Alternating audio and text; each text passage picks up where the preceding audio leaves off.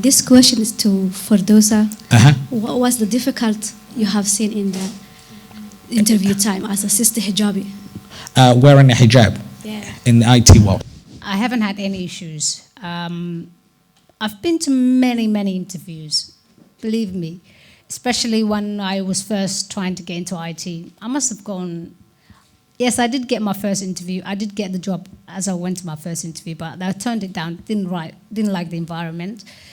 But after that, it must have taken me about 10 interviews before I got my first line job at Lifeways. So all those times, I never once felt that my hijab was a hindrance. In fact, it's actually the opposite.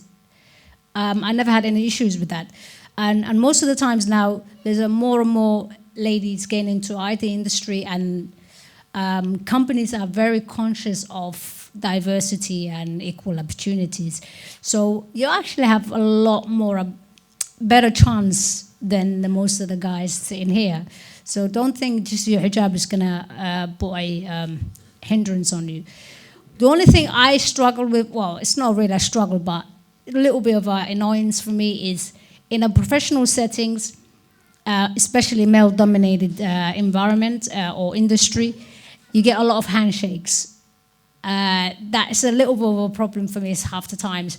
So what I do nowadays is if I'm going to an interview and I get through the first part and telephone interviews, and I get called in for the face-to-face, I actually tell them in an email. If they call me or email me, I tell them, with all due respect, due to my religious obligations, I'm not going to shake hands with many of the male interviewers.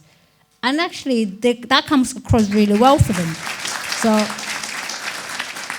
and that's what I did for my CNN job. And my manager said, listen, we are well-traveled people, we understand. And so nowadays, even if I'm meeting my other peers who come from Atlanta, everybody kind of knows, oh yeah, don't shake hands with those kind of thing. So it's good to put it out there, and it's very good. But apart from that, please, it's not going to put any stop onto progression into IT. The challenge for sisters with hijab, as you can see, I'm well qualified for that one. To be honest, what Sister Fardosa just said is pretty much just it's not what's on your head, it's what's in your head. That's what matters. You have to have the right attitude about yourself before anyone's going to have the right attitude about you. You have to go in there. This is to not just the sisters, this is to every single person in this room. No one's going to take you seriously until you take yourself seriously. If you do not have the attitude, you do not have the aptitude, it will show. If you do, it will show.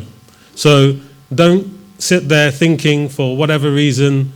You know, people ask me all the time, brother, how did you get a job for Bank of America, Merrill Lynch with the beard? You know, and you know, did you have it when you went for the interview? I say to them, you know, I'm not trying to get a job in Hounslow High Street. You know, I'm trying to get a job for big multinational companies who have diversity and inclusion policies.